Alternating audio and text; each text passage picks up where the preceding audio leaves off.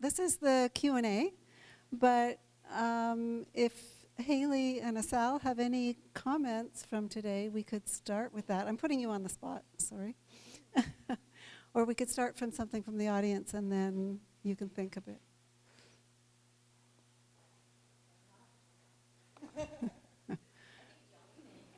Oh, talk into the mic. Yeah.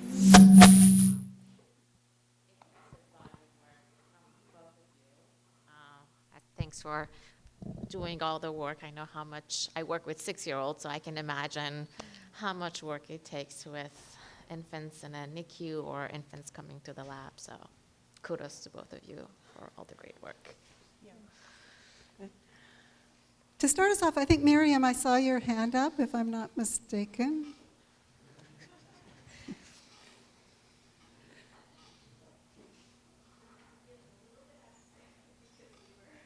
Just discussing the talks and how wonderful they were. So I might have missed the opening question.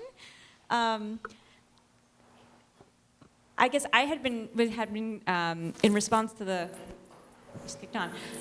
In response to the last talk, and all the talks have been so phenomenal, I was really intrigued on the infant vocal canonical babbling that they were doing, and I guess I had a couple of questions. One was what vocalizations were you seeing besides the canonical babbling, and then reciting a song is kind of a little bit of an unusual experience for infants, I would imagine. So I was curious if you had compared it to a more like infant-directed speech context, or just then very naturalistic, like asking parents, to engage without instructions, or asking them to try to engage and elicit vocalizations and seeing if they, naturally ended up using song or not.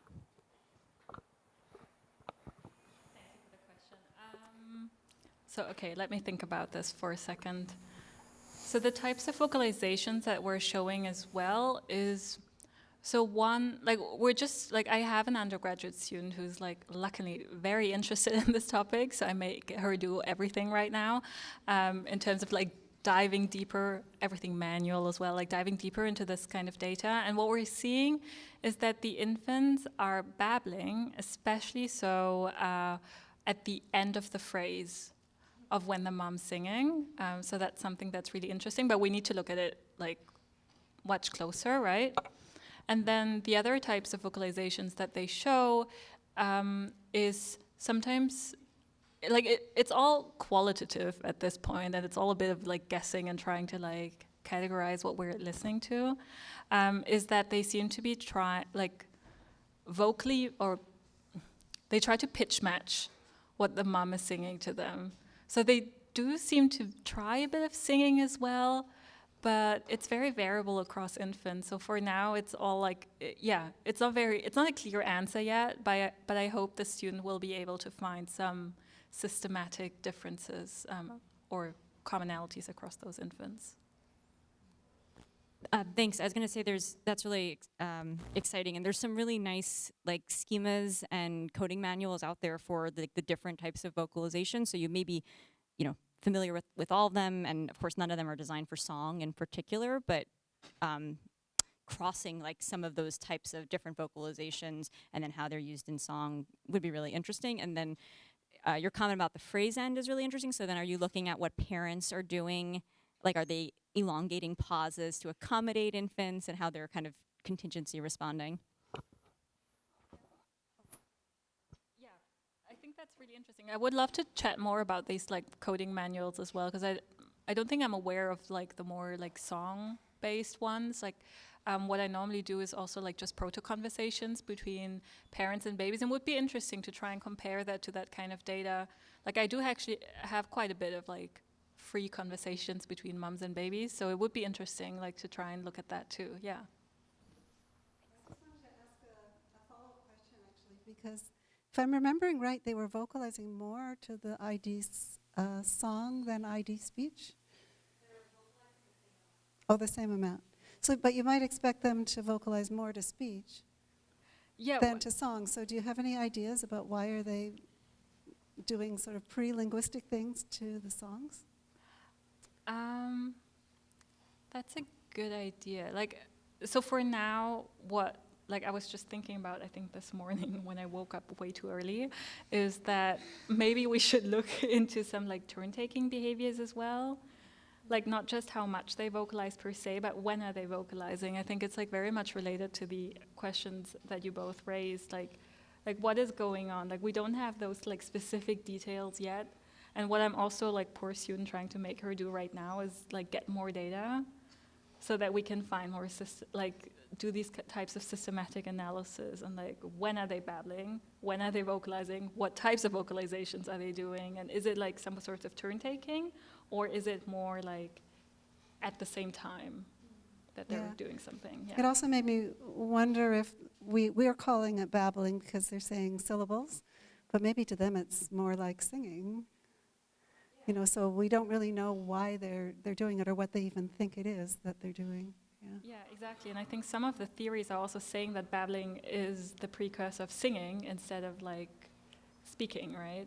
So I think that's super, super interesting. And like what I wish I could do and had the money to do is like run a longitudinal study on that and see like how it develops within that time frame that they start to babble and then turn into speech, like what's happening during that time, right? Yeah. Like right now we just have this snapshot. Yeah. So maybe when we look at outcomes, we should actually include their singing outcomes as toddlers, and instead of just looking at language outcomes. Right? Yes, go ahead. Yeah, thanks again for both of your amazing talks. So much to think about.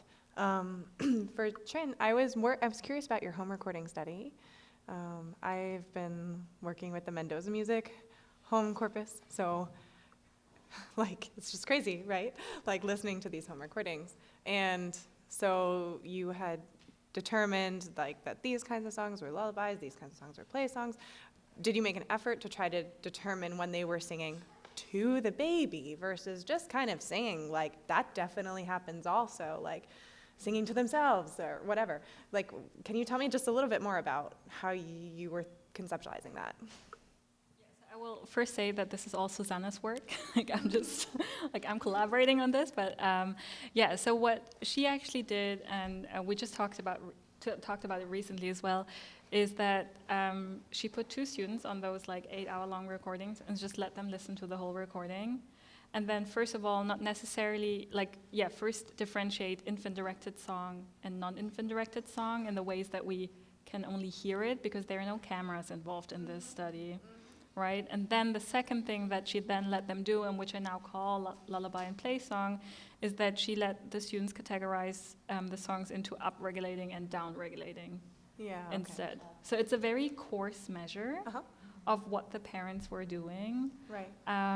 But yeah, so this is like how far the pilot data goes, and then you can like try and look in all these different things. But I think what would be necessary, like for the future, is to include videos in these measures as well. I think she let them fill out some questionnaires like during the day as well. But I think video are actually the most like precise way of going at this. Yeah, because I feel like there's some, at least in the Mendoza corpus, like that really aren't either. They are singing to the baby, but they're kind of also singing to themselves, sort of functionally, like narrating what they're doing. And I wonder if they are I wonder what's going on there. Yeah, for sure. And like, are they singing because they're participating in this? Like, like I mean, we call it home study, but they probably figure out by some of the questions that it's about singing, right? Like, are they performing or are they like actually authentically singing? Yeah, exactly. Cool. Yeah. Thanks. Yes. Hello. I wonder if it's been considered in which vocal register they are singing. Because if you have a certain amount of compression in your voice, it will be uplifting. And if you're very relaxed, it will have the opposite function. And I remember your home recording of the first Austrian couple, and she was singing an uplifting song. so deep that she couldn't almost reach the deepest tone, and she had to relax her voice very much. So to me, that would have the opposite function, not uplifting. And the second time, was that the same? Did you have 2 recordings of the same couple? But Yeah. later, and you also had a statistic showing that play songs have a higher pitch. Higher pitches means more compression in the voice, generally. So maybe that could be interesting to check whether the songs function also through this function of the voice. Yeah, thank you very much for the suggestion. I think like how we did the acoustic analysis for now was very gross and broad, right? Like we used Mirror Toolbox and like extracted the 4 different like acoustic features that were kind of shown to be different in the literature. But what we can actually do with the amount of infant-directed songs that we have now is to look into all these acoustic features much more closely. And I think like for me, I'm just waiting for somebody to come along and help me do that, and be interested in this kind of like timbre as well, right? And compression, as you mentioned, like Yeah. there are so many different things that happen. Because it crosses over with some of the question, for whom are they singing? I've grown up in a family of kindergarten teachers, and it's always a problem when they are induced by vanity to sing in a non-exposing tone, what you say, interval. Range, yeah. Because many adults find it very,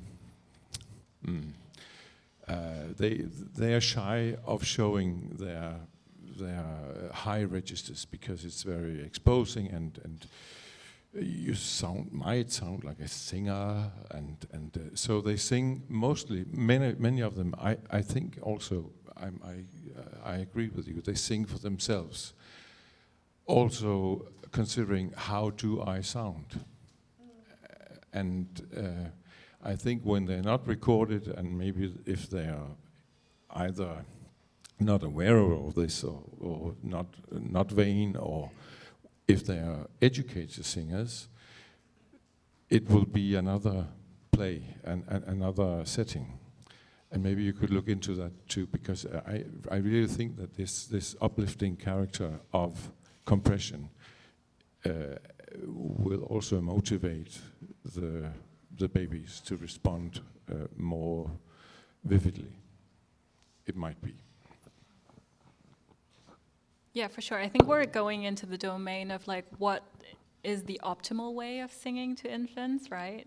And I think this is a question that has not really been answered for now. Like I think I know like a group in Potsdam who's trying to look into this, like what's maybe the perfect pitch to like sing to infants to engage them.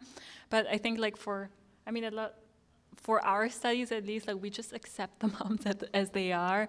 Like we just kind of take it as like, okay, this is how they sing and this is how they interact, and we try and model it off based on that, right? Like it's all group-based differences anyway, so we're not doing big like case studies. But I think it's definitely an interesting question, like what is the ideal way of engaging an infant?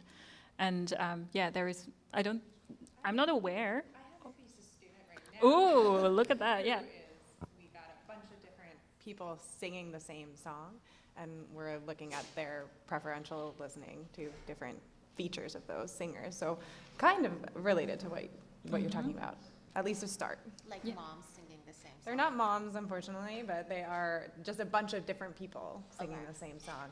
And we gave them the same starting pitch, not professionals. So there's a lot of variability. So some of them are music majors, some of them are psychology majors, right? So they have the same starting pitch, the same tempo, but they still sing them very differently. So maybe we'll see. Yeah. I might make a comment and actually ask a question as well, which is, we're kind of talking like it's the same across development for the first year or something. There's probably big differences in how people sing to little ones and so on. So, Sarah, I thought in particular about you, and you know, when the infants, in the NICU or hospital, once they're out of the incubators, mothers will hold the infants, and presumably they're moving, and I'm sure they're sometimes singing. Do we have any idea of what those interactions are like, or do you have any predictions about how they might differ at those very, very early ages? So that's a good question, but I'm not sure that there is a study that had addressed, okay, what is the impact of the type of singing that the mother is doing? But I think it's the team from Lausanne that they were showing that, I mean, because it was in support of encouraging mothers to interact more with their infants during the NICU stay. And the message is that, what I was saying this morning is that there is no bad singer, or it doesn't matter really if the mother is not on pitch, or the rhythmic regularity is not really there. I mean, from the musical point of view, you might say that, okay, it's not probably as regular as it should be, so there is no impact because rhythm is not really well defined. But from the interaction point of view between the mother and the child, I think it helps bonding. I mean, they're showing that whatever the singing is, there is a soothing effect in terms of respiratory rate, in terms of heart rate in the infant. So I think the bonding is there, whatever the singing skill or quality of the mother is, and I think that's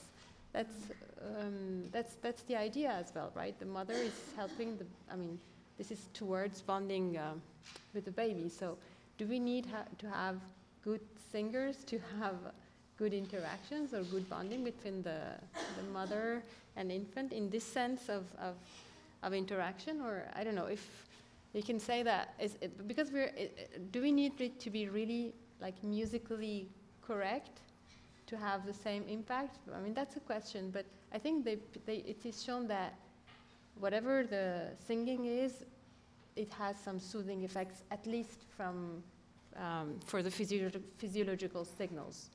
I don't know. What do you think? Do you need you don't look convinced, but Oh, me? yeah. Yeah. Oh, no, I think that I totally agree with that. I think I was more thinking about like as the child gets older, they probably have more play songs. I've sung to them. Yeah. The younger children probably more lullabies. I'm wondering, before, if in a premature infant, maybe you don't even sing play songs to them. I don't know, like, there may be, across age, differences in how important it is, the different kinds of singing. I mean, from like, it's very anecdotal, so it's from personal experience going to see the patients. But I think if you look at what's happening, because the intention of the parent caregiver is just to soothe the baby, especially during the congru time, and you have the impression that the baby is, so everything is slow, soothing. So I think I'm sure that it's more into the slower frequencies and into lullabies than at least during this NICU stay and during the congru times, we don't get and even if you remember, we had this discussion trying to design the stimuli, so what is the ideal frequency, so we shouldn't go so fast because that's not natural, that's not what's happening in real life during the NICU stay of the babies, right? But could it also be like the outcome that you're looking at as more like bonding and soothing versus an outcome of like speech development, language development later in life, that maybe play songs would play more into that, and what you're looking is more acute of like that time in the NICU and how easy that is for the pair. Sure. That's for sure it's important, yeah. I mean, maybe it's also like culturally different, right? Across like different cultures, people sing differently. I had this discussion at some ICMPC, I guess, with I think like a Brazilian group who listened to our songs and were like, "Oh, those are not groovy enough. No wonder you babies are not dancing." Yeah, so maybe it's like different cultures also singing different types of songs. And I also feel like now that we like in our study here, we ask moms to sing their preferred song. And sometimes it's not really clear if that is a play song as per definition or not, or like if that is a lullaby per definition or not. Like sometimes these songs also cross boundaries, right? Or are they right there in the middle, and that's still enough for the child. That's so something anecdotal because when we were trying to select songs to create the musical material for the for the interventions in the NICU. Our music therapist was doing some questionnaires among parents who were the infant was staying in the NICU, and they were writing their suggestions. What would you sing? What are you singing? And the list was pretty amazing. So you would imagine that, we are looking for songs. And we had songs from Metallica, we had songs for, so the parent was singing these songs and it's quite amazing. I'm sure that they don't do it, necessarily at the same tempo or the same arrangements, but so this, going in line with what you're saying, so it depends, it's highly variable among the families, right? Yeah, and I think we're thinking about it in terms of the song sort of shaping the physiology, but there's also an extent to which if you keep pairing the song with the subsequent behavior, then eventually it's a cue, right? So it's time to sleep because you're hearing that song that you always hear before you go to sleep, as opposed to regulating directly. I think Erica has a question over here. Yeah, thanks so much. I'm going to try to ask something that could hopefully cut across all four of you and also maybe hopefully be relevant to students in the room. It's a question a lot of my students ask. Well, how do we know this is different from chance, right? And a few of the talks today we've seen like shuffling time series or creating surrogate time series. I think an issue with that is you get rid of long-range temporal correlations in a signal that might be really relevant, or it becomes trivial to detect a statistical difference because you're basically comparing a biological signal to an artificial one, and is that really meaningful? And of course then there's the alternative where you could, if you have enough conditions, just like shuffle stimulus label or shuffle trial labels. So I would just love to hear how all of you handle this kind of issue, these comparisons in your types of data. So for some of you it might be EEG, others cardiac, or even audio data, but hopefully that would be relevant to lots of people in the room as well.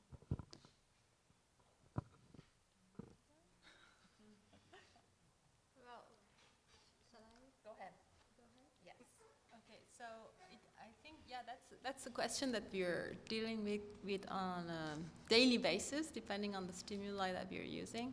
But so it depends, I think, what you're suggesting, so shuffling among conditions, if we have different conditions, can be a good choice. But sometimes, the problem in neonatal data, but infants is even sometimes more difficult because they're moving on top of everything that is happening in neonates, is that you don't see clear responses, so you need to create a contrast, and permutation is one of the solutions that we take. But if the stimulus, I think, is not highly regular, what you can do is, even inside one sequence, you can create circular shifts. So you destroy the correlation, temporal correlation, but you don't destroy the inter event or intra-event, correlation. So you destroy the correlation between the two signal time series that you're checking, but not destroying the dynamic of the signal totally. So, so this can be one of the. Just a quick follow-up to the circular shift. How do you deal with the discontinuity that occurs wherever you reattach the data, right? If you circular shift by some amount, there's some discontinuity somewhere. So if you do circular shifts, you get only one, right? And it doesn't matter if you have a long time series, having one, sudden change would not impact the whole, if you don't do it a lot compared to it depends on the data length, right? So if you have a very short data, if you do this, it's of course, it can be a problem, but On longer time series, I think it's okay. So it depends on your data length and everything. I don't know what you think about this. I mean, there's no perfect answer, Yeah. right? Yeah, that's the problem. Welcome to psychology. Yeah, I think for me, I find it convincing if you try to create lots of different control conditions and you converge upon the same effect. For me, that's convincing. Yeah, and I think for me, similarly, like having control conditions, especially when it's brain signal, brain behavior relationship, because there's a lot of things, like there's a lot of false positive you can get from brain data, and the more complicated, like diffusion analysis, you can practically track anything to anything by changing the probability metrics and creating tracks that don't even exist. And I think just kind of for students going into it, knowing the neuroanatomy before you start that. So if that relationship exists within the brain, but there is no kind of relationship with the behavior, that's a questionable finding to me. So kind of putting that metrics in place. Yeah, I think for me, like, it's tough. It's a very good question.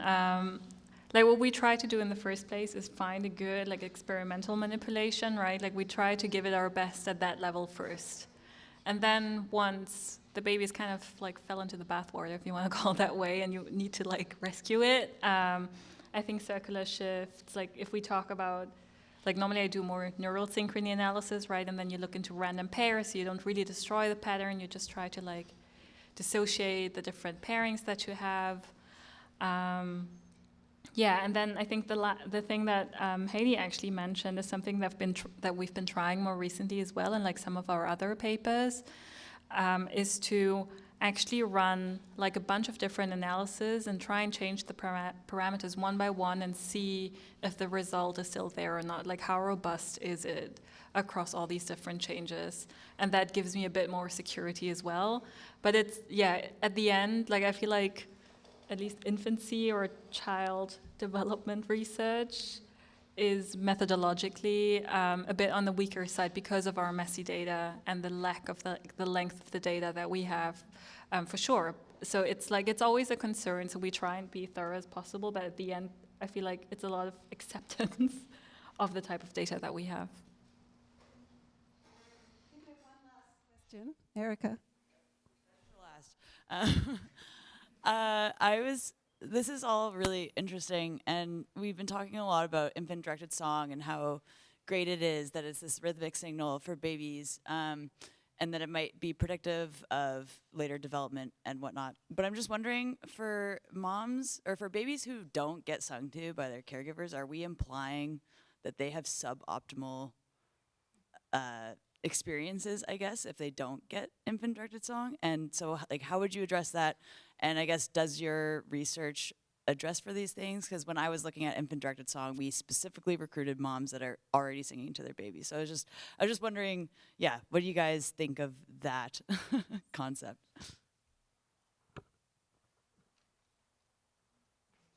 It's such a good question. And I like that you're bringing to the fore, like, this idea that, like, behind all of this, we're kind of then making that, we're kind of subtly saying what you spelled out, right?